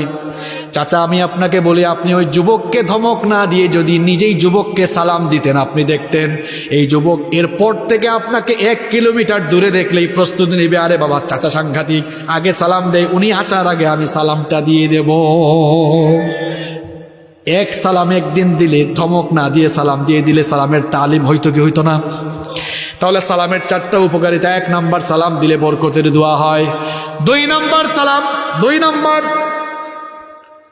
সালাম দিলে বরকত নাজিল হয়, কারণ সালামের মধ্যে বরকত আছে। 3 নাম্বার হলো যেই ব্যক্তি সালাম দিবে এবং যাকে সালাম দিবে এদের জন্য জিম্মাদার হয়ে যাবেন কি? আরেকটু যদি বলেন, জিম্মাদার হয়ে যাবেন কি? সালামের এই বললাম 3টা উপকার। আর সালামের 4 নাম্বার ফায়দা হলো যেই ব্যক্তি সালাম দিবে এবং যেই ঘরে সালাম দেওয়া হবে ওই ঘরের উপরে আল্লাহর রহমত নাজিল হবে। সুবহানাল্লাহ। তাহলে জীবনে বরকত পাওয়ার জন্য আপনারা সালাম দিবেন তো। এরপরে নাম্বার 6, জীবনে বরকত পাবে তারা মা বাপ এবং মা বাবার খেদমত করবে যারা, এবং আত্মীয় স্বজনের খোঁজ খবর নিবে যারা। অনেকে আছে নিজের মা বাবার খোঁজ খবর রাখে না, মা বাবার সঙ্গে বেয়াদবি করে, মা বাবার ঠিক মতো খেদমত করে না। অবশ্য এই জন্য কিছু মা বাবারাও দায়ী। আমরা বিভিন্ন জায়গায় মাহফিলে গেলে মা বাপ বলে, হুজুর একটু পিতামাতার খেদমতের ওয়াজ করেন, আমাদের ছেলেমেয়েরা কথা শুনে না। অবস্থা হলো ওই বেকুবের মতো, এক বেকুব গাছ না লাগাইয়া ফলের আশা করে বসে আছে। গাছ না লাগিয়ে ফলের আশা করা যেমন বোকামি, ঠিক তেমনি ভাবে সন্তানের হক আদায় না করে ওই সন্তানের কাছ থেকে খেদমতের আশা করাটাও বোকামি। বুঝলে বুঝবাতা, না বুঝলে তেজবাতা। আপনি আপনার ফুয়াফুরির হক আদায় করছেন না, এ করবো না আপনার খেদমত। সুন্দর এখন নাম রাখছেন না, কোরআন শিখাইছেন না, দেখছেন এখন নাম রাখার সিস্টেম। আরে বাপ রে বাপ, যে তার নাম রাখা চলে। এখন ফুয়ার নাম রাখিচ্ছে বল্টু, নাট বল্টু নাম রাখা চলে। ছেলের নাম রাখছে সাগর। এই নয় কেউ সাগর থাকলে ভাই রাগ করে না, বলে এমন হুজুর আনছে বাড়ি থেকে, সব আমার উপরে ইয়া গেছেন। ছেলের নাম সাগর, মেয়ের নাম নদী। সাগর ছেলে বড় হয়ে টি শার্টে লিখছে সাগরের বুকে নদী। দেখছেন কারবার? এই যে লোকটা তার ছেলের নাম সাগর রাখলো, মেয়ের নাম নদী। নাম রাখার সিস্টেম বলছে যদি আল্লাহ এই লোকটাতে আরো কিছু ছেলে মেয়ে দেয়, আগের গুলার নাম যেহেতু হয়েছে সাগর নদী, পরের গুলার নাম হইতে পারে খাল, বিল, পুকুর, নদী, কুয়া। সিস্টেম তো এরকমই। আবার আরেকজন নাম রাখছে ছেলের নাম তুফান। এইসব নাম আছে না নাই? একজন জিগাইলো, ভাই ছেলের নামটা তুফান রাখছেন কেন? কয় অবস্থা বুঝে ব্যবস্থা নিছি। কয় তার মানে বুঝলাম না। কয় তুফানের সময় হয়েছে এই জন্য তুফান। আবার অনেক জায়গায় মেয়ের নাম দেখবেন বৃষ্টি। বৃষ্টি মেয়ে আছে নাকি এলাকায়? আরে বাপরে বাপ, এই এলাকার এত মেয়ের খবর আপনার কাছে থাকে কেমনে? তো মেয়ের নাম বৃষ্টি। জিগাইলো বৃষ্টি রাখছেন কেন? কয় ওদের এইটাও অবস্থা বুঝে ব্যবস্থা। বৃষ্টির সময় হয়েছে বৃষ্টি, বাবারে আপনি যে অবস্থা বুঝে ব্যবস্থা নেন। তুফানের সময় হয়েছে বলে তুফান, আর বৃষ্টির সময় হয়েছে বলে নাম যে রাখছেন বৃষ্টি। এখন আকাশ থেকে বজ্রপাত হওয়ার সময় যদি আরেকটা হয়, নাম কি রাখবেন নাকি ঠাডা পড়ছে? আপনি তো অবস্থা বুঝে ব্যবস্থা নিচ্ছেন। সন্তানের সুন্দর নাম রাখেননি, তাকে কোরআন হাদিস শিখাননি, তার হক আপনি আদায় করেননি, সময় দেননি। অ লেভেল এ লেভেলে পড়িয়েছেন, সায়েন্স কমার্সে পড়িয়েছেন, হ্যাঁ আপনি পড়াতে পারেন, কিন্তু মনে রাখবেন সন্তানকে শিক্ষাদানের ক্ষেত্রে সব কিছু শেখাবেন, পরে আল্লাহর কোরআন আগে। অ আ ক খ এবিসিডি পড়ে আলিফ বা তা তা আগে, সব তো শিখাই ফেলছেন। ব্যারিস্টারি পাশ করিয়েছেন, ডাক্তার হয়ে গিয়েছে, ইঞ্জিনিয়ার হয়ে গিয়েছে, হ্যাঁ হতে পারবে, অসুবিধা নেই। আপনার ছেলে ডাক্তার হোক ইঞ্জিনিয়ার হোক, কিন্তু সবার আগে তাকে কোরআনটা শিখাই দেন। যদি সবার আগে কোরআন শেখানোর পরে ডাক্তার বানান, এটা নামাজি ডাক্তার হবে, এসব কসাই ডাক্তার না হয়ে মানবতার ডাক্তারই হবে, ঠিক কি না? ইঞ্জিনিয়ার বানান অসুবিধা নাই, নামাজি ইঞ্জিনিয়ার হবে যদি সে কোরআনটা আগে শিখে। আপনি তাকে আইনজীবী বানান, সবার আগে কোরআন শিখান, দেখবেন ভালো আইনজীবী হবে। নইলে কিপ ইন ইউর মাইন্ড, কোরআন না শিখে সব শিখাবেন, মনে রাখবেন the old home is waiting for you. আপনার মতো বাবা আর আপনার মতো মায়ের জন্য বৃদ্ধাশ্রম অপেক্ষা করছে। উফরে দি সেফ মারলে এটা জেলা নিজের উফরে পড়ে, ঠিক সন্তানের হক আদায় না করলে এই সন্তানের জুলুমর শিকার হওয়া লাগে। আগে আপনি সন্তানের হক আদায় করেন মিয়া, এরপরে খেদমতের আশা করেন। সন্তানের হক তো আপনি আদায় করেন নাই, এই জন্য আমি বলেছি ওয়াজ উল্টায়া দেন। এতদিন হয়েছে ওয়াজ মা বাবার খেদমতের ওয়াজ, এখন সব জায়গায় ওয়াজ হবে সন্তানের হক আদায়ের ওয়াজ। সিরিয়ালি যাওয়া লাগবে, হক আদায় করবেন, খেদমতের আশা করা লাগবে না। এই ছেলে মেয়ে আপনার এমনি খেদমত করবে। আপনারা আজ পর্যন্ত শুনছেন কোনো আলেম তার মা বাপকে ঘর থেকে পিটাইয়া বের করে দিছে? শুনছেন কেউ? ডাক্তার ইঞ্জিনিয়ার বের করে দিছে, এমন খবর আমরা পত্র পত্রিকায় কম পাই না বেশি পাই। আলেম করে না, কিন্তু ওরা করে কেন? কারণ আলেম কোরআনটা পড়েছে, কোরআন পড়তে গিয়ে দেখেছে আল্লাহ বলেছেন খবরদার তোর মা বাবার সঙ্গে ঝগড়া করিস না, মা বাবার সঙ্গে রাগ করে কথা বলিস না, বরং মা বাবার সঙ্গে কথা বলবি কেমনে? শোন, ওয়া কুল লাহুমা কাওলান কারীমা, সম্মানজনক ভাষায় মা বাবার সঙ্গে কথা বলতে হবে। আদেশটা কার? জোরে বলেন, আদেশটা কার? কোরআন শিখান সন্তানকে। আর ওয়াজ করাইয়া সন্তানদেরকে ভালো বানানো লাগবে না, হক আদায় করলে এই সন্তানগুলো অটোমেটিক ভালো হয়ে যাবে। এগুলোকে চরিত্রবান বানায় দিবেন কি? জীবনে বরকত পেতে হলে মা বাবার খেদমত করতে হবে। আমার ভাইদেরকে বলবো, মা বাবার কাছে আমরা ঋণী কম না বেশি? এই মা বাবার খেদমত করেন, মনে রাখবেন মা বাবার খেদমত করবেন না, নিজের কপাল নিজে পোড়াবেন। আত্মীয় স্বজনের হক আদায় করেন। নবীজি বলেছেন, যেই ব্যক্তি আত্মীয়তার হক আদায় করে না, আত্মীয়তার সম্পর্ক ছিন্ন করে, আমি তার সঙ্গে সমস্ত সম্পর্ক ছিন্ন করে দিই। আবার অন্য হাদিসে নবীজি বলেছেন, কেউ যদি তার জীবনের মধ্যে, হায়াতের মধ্যে, উপার্জনের মধ্যে, সময়ের মধ্যে, এক কথায় তার গোটা জীবনের সব সেক্টরে যদি বরকত বাড়াতে চায়, সেজন্য তার মা বাপ এবং আত্মীয়তার সম্পর্ককে ঠিক রাখে। তাহলে বরকত দিবেন কে? আরেকটা জুড়ে বলেন, বরকত দিবেন কে? জীবনে বরকত পাওয়ার জন্য 7 নম্বর আমল হলো সকাল সকাল কাজ শুরু করতে হবে। কারণ নবীজি সকালবেলা যারা কাজ শুরু করে তাদের বরকতের জন্য দোয়া করেছেন। আরো 1500 বছর আগে নবীজি দোয়া করেছেন, আল্লাহুম্মা বারিক লি উম্মতি ফি বুকুরিহা। নবীজি দোয়া করেছেন, ওগো আল্লাহ, ওগো আমার রব, আমার উম্মতের সকাল সকাল যারা কাজ শুরু করে তাদের কাজে বরকত দাও।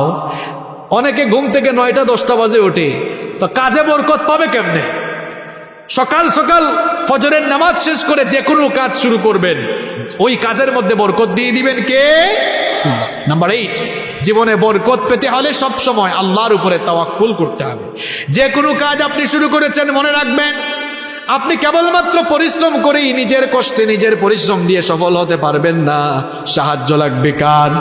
এজন্য আল্লাহ বলেছেন, যে কোনো কাজে আমার উপর তাওয়াক্কুল করো। ওয়ামাই ইয়াতাওয়াক্কাল আলাল্লাহি ফাহুয়া হাসবুহ ইন্নাল্লাহা বালিগু আমরিহি ক্বাদ জাআলাল্লাহু লিকুল্লি শাইইন কদরা। আল্লাহ তাআলা বলছেন, যে ব্যক্তি আমার উপরে ভরসা করবে আমি তার জন্য যথেষ্ট। আল্লাহর উপরে কেউ যদি ভরসা করে, রিজিক নিয়ে টেনশন করা লাগবে না, রিজিকের ব্যবস্থা করে দিবেন কে? নবীজি বলেছেন, তোমরা যদি আল্লাহর উপরে তাওয়াক্কুল করার মতো তাওয়াক্কুল করতে পারো, পাখিকে আল্লাহ যেমনে খাবার দেন তেমনি আল্লাহ তোমাদের রিজিকের বন্দোবস্ত করে দিবেন। আপনাদের হাকালুকি হাওয়ারে গেলে দেখবেন পাখি গাছের ডালে ডালে আছে না নাই? খুব সুন্দর দৃশ্য। এই যে আপনারা দেখেন পাখিগুলো আকাশের মধ্যে উড়ে, সকালবেলা পাখি তার বাসা থেকে বের হয় একেবারে খালি পেটে ওই পাখিটা বাসা থেকে বের হয়, সারাদিন উঠতে উঠতে ঘুরতে ঘুরতে সন্ধ্যাবেলায় যখন তার বাসায় ফিরে আসে, তাকে পেট ভরাইয়া বাসায় ফিরাইয়া দেন কে? আল্লাহ বলছেন, ওই পাখিটাকে তোমরা খাওয়াও না, সে আমার উপরে তাওয়াক্কুল করে যেমন বের হয়েছে, এজন্য আমি তাকে খাবার দিয়েছি। তোমরাও যদি আমার উপরে তাওয়াক্কুল করো, যে কোনো কথা কাজে, যে কোনো আয় উপার্জনে, যে কোনো কাজে তোমাদেরকে পাখির মতো রিজিক দান করবেন কে? অবস্থা যেন আবার এমন না হয় যে আপনি সবকিছু বাদ দিয়া বসে থাকলেন যে তাওয়াক্কাল তো আল্লাহ। না, আপনাকে পরিশ্রম করতে হবে। লাইসা লিল ইনসানি ইল্লা মা সাআ, বিনা চেষ্টায় মানুষের কিছু অর্জন হয় না। ওই যে এক বেকুব, একটা হাদিস আমার মনে পড়লো, নবীজি মসজিদে বসা, এক লোক মসজিদে ঢুকলো, ঢোকার সময় তার যে উট নিয়ে আসছিল, উট দড়ি দিয়া বাঁধলো না, ঢুকলো। নবীজি বললেন, কি ব্যাপার, তুমি তোমার এই উটটা বেঁধে আসলো না কেন? আল্লাহর উপর তাওয়াক্কুল করে আসছে। নবীজি বললেন, যাও আগে দড়ি দিয়ে বাঁধো, রশি দিয়ে বাঁধো, এরপরে আল্লাহর উপরে ভরসা করো। তাহলে কি বুঝলেন?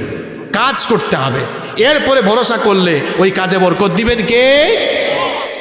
নাম্বার 9, জীবনে বরকত পাবে তারা সবসময় ইস্তেগফারের সাথে লেগে থাকবে যারা।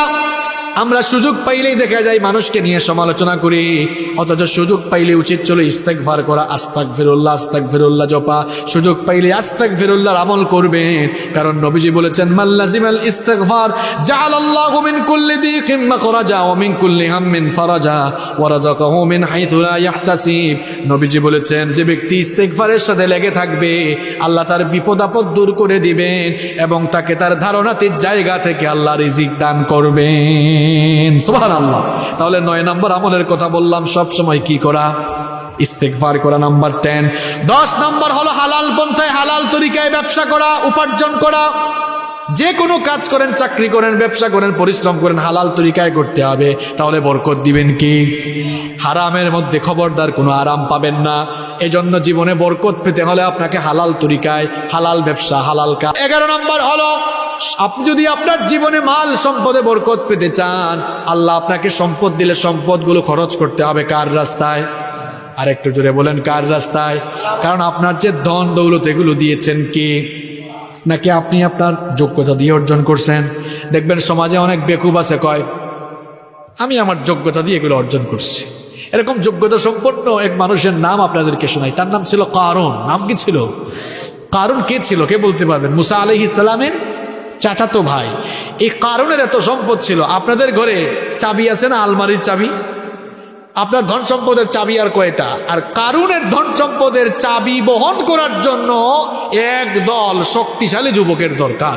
আল্লাহু আকবার।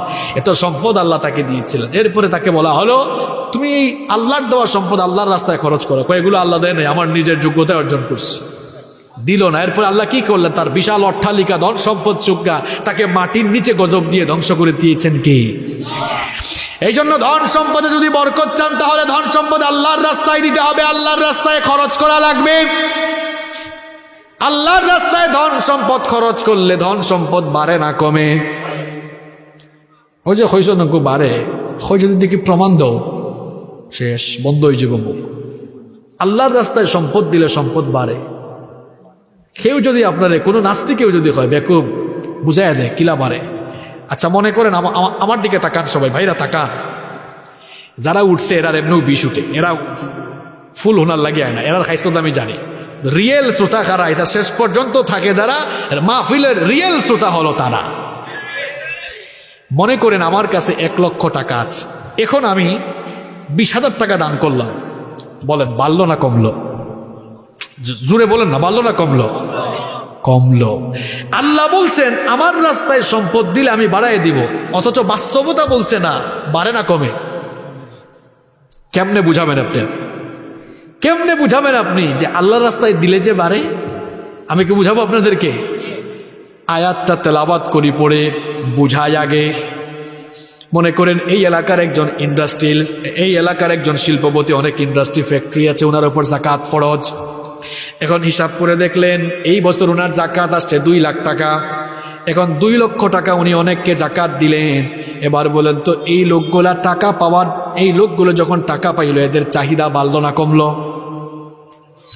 বুঝছি, এরারে সিলেটি বাসাই কেন খাওয়া লাগে বালা করে হই বুঝাই, এরা হিসাব এখন অঙ্ক চলে, অঙ্ক। আল্লাহর রাস্তায় সম্পদ দিলে আর নাই তো এরা টেকা দিত না, বুঝাই তুইব তো। আর নাই ওলা বই দিব টেকারে তৈরি, এখন না দিতাম নাই, বুঝতে না দিব। শোনেন, এবার মনে করুক আপনার এলাকাতে বিশিষ্ট শিল্পপতি, হিসাব করে 2 লাখ টাকা আইছে জাকাত, কত টাকা? 2 লাখ। এখন 2 লাখ টাকা তাই 20, 30, 50, 60 জনের দিলা বাটিয়া। এই 50, 60 জনের কাছে আগে টেকা আসিল না, এখন টেকা পাওয়ার বাদে চাহিদা, মানে তারা কাছে আগে কোনটা আসিল না, এরা কাছে টেকা আসিল না, তারা কিচ্ছু কিনতে পারছে না। এখন কিনার চাহিদা তারা বাড়ছে না কমছে? আচ্ছা, সবে ওলা মাতবা জবাব দিবা। মনে করুকা বাজারও আপনারা সবর দোকান আছে, উদাহরণ দিলাম, এটা সবর দোকান আছে আপনারা। এখন হোকা চাই জাকাত দেওয়ার কারণে আরো 50-60 জন মানুষেরা, তো এলাকার আরো 50-60 জন কাস্টমারের তো টেকা গেছে কি, এখন বাজারও কাস্টমার আগের চাইতে পারবো না কমবো? দোকানও এবলা আপনার বেচা কিনা বাড়ন না কমের? এখন দোকানও যেহেতু বেচা কিনা বাড়ের, আগে আপনি মাল আনতার টাকা থাকি, যে মাল আপনি আনরা বারবার পণ্য, এই পণ্যর চাহিদা এখন বাড়ছে না কমছে? আপনার ব্যবসা তো লালবাত্তি জ্বলছে, যেখান থেকে আনন হের ব্যবসা তো লালবাত্তি জ্বলছে। এখন দেখো বুঝুকা, যেখান থেকে আপনি আনেন পণ্য, হি ফাইকার বা এই বেটায় আবার পণ্য আনে সরাসরি ফ্যাক্টরি থাকি। এখন হে অর্ডার দিছে যে আগে যা মাল দিতে এখন দ্বিগুণ দেওয়া লাগবে, কারণ বাজারও কাস্টমার এখন বাড়ছে। ঘটনাক্রমে ওই ফ্যাক্টরির মালিক হইলা হেন যে 2 লাখ টাকা দিছেন, তো হেন হইলা হায় হায় হায়, ব্যবসার তো দেখি খুব ভালো অবস্থা, ঠিক আছে ফ্যাক্টরি আরেকটা বানাও। এখন ফ্যাক্টরি একটা আছিল আগে, এখন আরেকটা বানানি হল, আরেকটা বানাইলে এই ফ্যাক্টরিত এখন আরো মানুষের চাকরি দেওয়া লাগবো না লাগতো না? তে মানুষের কর্মসংস্থান ভালো না কমলো? বেটে আবার আরো ইনভেস্ট করলো। এখন ইনভেস্ট কিন্তু এমনি করেন, লাভ নিশ্চয়ই আছে। ঘুরে ফিরে দেখো আর একটা ইন্ডাস্ট্রি করছে, আগে যা ইনকাম করতো এখন দেখা যায়, আগে করছিল 1000 কোটি, এখন হয়েছে কত? 2000 কোটি। এবলা বুঝাই দিই, অঙ্কটা বুঝুকা। বেটায় কথারে দিছিল জাকাত, ইগুনতে জাকাতর টেকা পাইয়া দোকানদারের ব্যবসাত লাভ দৌড়াইছে। এরা আবার যার কাছ থেকে আনে হিতার ব্যবসাত লাভ, এরা আবার যে ফ্যাক্টরি থেকে আনে বেটাই দিছে জাকাত, এরও ফ্যাক্টরি একটা থাকে 2টা। তার মানে হচ্ছে আল্লাহ বলছেন বান্দারে তুই হিসাব নিকাশ জানিস না, তুই যদি আমার রাস্তায় খরচ করিস, একদিকে খরচ করবি আর আমি চতুর্দিক থেকে তোর জীবনে বরকত দিব। সুবহানাল্লাহ। আমরা অনেকে বুঝি না আল্লাহর রাস্তায় দিলে আবার বাড়ে কেমনে। এই জন্য কোরআনে আল্লাহ চমৎকার একটা আয়াত বলেছেন, মাসালুল্লাযীনা ইউনফিকুনা আমওয়ালাহুম ফি সাবিলিল্লাহি কামাসালি হাববাতিন আনবাতাত সাবআ সানাবিলা ফি কুল্লি সুমবুলাতিন মিআতু হাব্বা। এবার আপনারা শোনেন, এই যে নেরাত বইছেন, তার মানে দান খেতে হয়েছিল না? আল্লাহর রাস্তায় যারা খরচ করে তার উদাহরণ হইল জালার মতো বীজ। আমরা এলাকাত হয় আর কি, ওই যে দান রোয়ার আগে এইগুলারে কিতা ছিটাই যে জ্বালা করেননি আপনারা? হ্যাঁ, আপনার অঙ্কটা বুঝুক। আল্লাহ হইরা আমার রাস্তায় যারা সম্পদ ব্যয় করে দান করে, উদাহরণ একটা জাল আল্লাহ খান। কিতা আল্লাহ খান? একটা, কয়টা? বুঝুকা বাবা, যুবক ভাই এখন বুঝুকা। এই জ্বালাটা আপনি জমিনও ফালাইলা, দান গাছ হইল কটা? মাতুকা একটা দান গাছ থাকি অনেকগুলো দেখবা ডাইনে ভাবে ডাল ফলা শাখা প্রশাখা হয় না নি। এর বাদে দান খাটবার সময় দেখবা ওই একটা জ্বালা থাকি একটা গাছ হয়েছে, এক গাছ থাকি দান হয় একটা না শত। বুঝুক আল্লাহ কইরা আমার রাস্তায় যারা দান সৎকা করে, উদাহরণ একটা বীজের মতো, যেই বীজ উঠার পরে 7টা দানা হয় আর 7টা শস্য দানা থাকি 700 দানা হয়। ঠিক তেমনি ভাবে একটা বীজ থেকে যেমন 700 দানা উৎপন্ন হয়, আমার রাস্তায় যে সম্পদ দান করবে 700 গুণ আমি তাকে বাড়িয়ে দিব। সুবহানাল্লাহ। তাইলে আল্লাহর রাস্তায় সম্পদ ব্যয় করলে বাড়ে না কমে? সম্পদ বাড়াতে চান কে? প্রশ্ন করা লাগবে না, আমি জানি ই খাবো সব ডাট। এই কাজে যেহেতু সবাই আমরা আগ্রহী, আজকের মাহফিলটা হয়েছে মসজিদের উদ্যোগে, খাম আগে করি লাইতেনে আরো 5টা পয়েন্ট বাকি আছে, 5 মিনিটে কইলাম বাদে। এখন সবাই একটু পকেটের মধ্যে হাত ঢুকান। মসজিদের মেরামতের কাজ চলতেছে, এতক্ষণ হুজুর ওয়াজ করছে, আল্লাহর রাস্তায় দিতে সবাই বসেন। আমার পয়েন্ট কিন্তু বাকি আছে আরো কয়টা? 5টা। 5 মিনিটে শেষ হবে, এরপরে আমরা মোনাজাত ইনশাআল্লাহ। তাহলে আমি বলছিলাম জীবনে বরকত পাওয়ার জন্য 10টা না 11টা বলে ফেলছি। বরকত পাওয়ার জন্য কাজ করতে হবে 15টা, 11টা বলেছি। নাম্বার 12, 12 নাম্বার হচ্ছে সময়ের প্রতি সচেতন হতে হবে। সময় সচেতনতা, ওনারা ওনাদের কাজ করুক, বাকিরা শোনেন। আমরা এখন সময়ের প্রতি গুরুত্ব দিই না বলে বরকত পাই না। দেখবেন যেই লিফলেটে, অনুষ্ঠানের কোনো লিফলেটে লেখা থাকে অনুষ্ঠান শুরু হবে 3টায়, পাবলিক বুঝছি এটা 5টায়। তার মানে আমরা সময়ের প্রতি সচেতন নই। আমাদের অবস্থা হলো এমন, 11টার গাড়ি কয়টায় যায় আমরা কেউ জানি না। ঘটনাক্রমে এক প্যাসেঞ্জার ঠিক 11টায় একদিন স্টেশনে হাজির হয়েছে, বসে আছে, যা হওয়ার হবে, যখন ছাড়ুক। দেখা গেল ঠিক 11টায় হুইসেল বাজছে, খুশি হয়ে লোকটা উঠছে, হায় হায় বাংলাদেশে এটা সম্ভব, টাইম মতোই তো দেখি চলে আসছে। উঠে যখন ব্যাগ টানতেছে আরেকজন হাত ধরছে, কয় ভাই বস, এটা গতকাল রাত 11টার ট্রেন, আজ রাত 11টায় আসছে। সময়ের প্রতি আমরা সচেতন হইনি বলে আমরা কাজে বরকত পাচ্ছি না। সময়ের প্রতি সচেতন হলে আপনার কাজের মধ্যে, জীবনের মধ্যে, রিজিকের মধ্যে, ঘরের মধ্যে, বাইরের মধ্যে বরকত দিয়ে দিবেন কি? নাম্বার 13 নাম্বার হচ্ছে জীবনে বরকত পেতে হলে বেশি বেশি শুকরিয়া করবেন। কার? আল্লাহর নিয়ামত পাওয়ার পরেও যারা শুকরিয়া আদায় করে না, এদের কোনো কিছুতে বরকত থাকে না। আর আল্লাহর নিয়ামত পেয়ে যারা শুকরিয়া করে, এদের জন্য নিয়ামত আরো বাড়িয়ে দিবেন কে? আল্লাহ তাআলা বলছেন, লা ইন শাকারতুম লা আযীদান্নাকুম ওয়া লা ইন কাফারতুম ইন্না আযাবি লাশাদীদ। আল্লাহ তাআলা বললেন, বান্দারে তুমি যদি আমার শুকরিয়া করো, তোমাকে যে নিয়ামত দিয়েছি, এই নিয়ামত আমি আল্লাহ আরো বাড়িয়ে দেব। সুবহানাল্লাহ। যা পেয়েছেন শুকরিয়া করবেন, বাড়িয়ে দিবেন কে?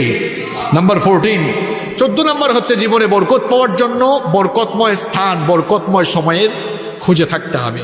দুনিয়ার সবচাইতে বরকতময় জায়গার নাম মসজিদ। সবাই জুড়ে বলেন, দুনিয়ার সবচাইতে বরকতময় জায়গার নাম কি?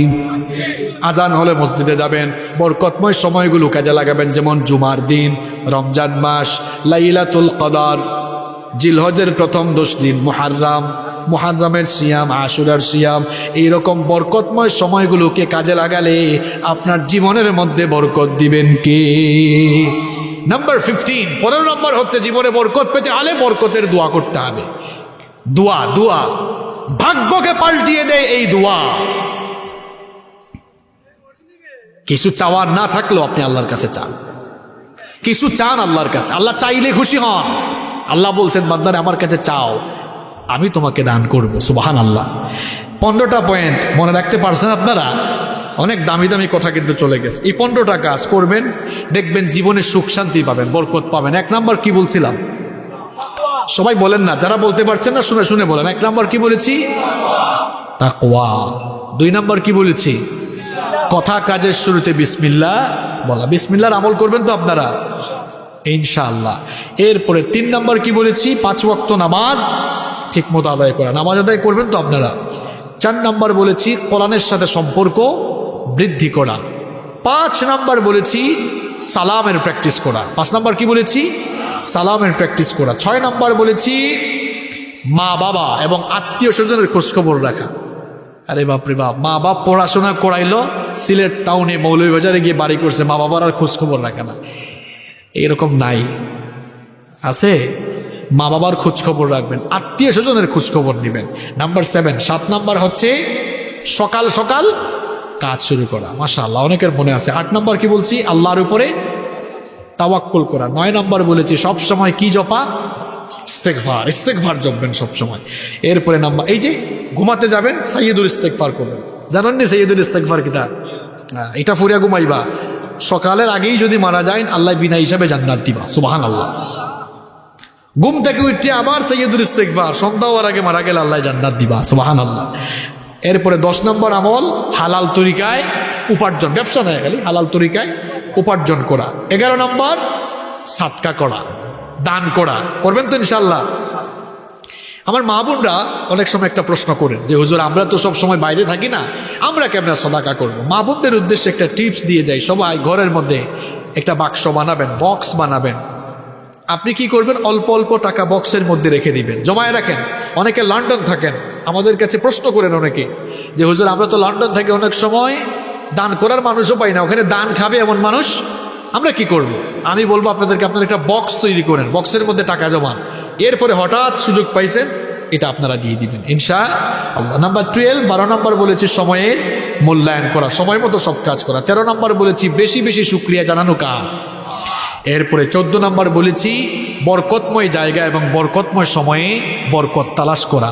আর 15 এবং সর্বশেষ বলেছি বরকতের জন্য কার কাছে দোয়া করা। এই 15টা আমল, শুধু ওয়াজ শুনলে হবে না, যা কথা বলি আমরা এগুলো আমল করার দরকার আছে না নাই? এই 15টি আমল করার তৌফিক আল্লাহ তাআলা আমাদের সবাইকে দান করুন।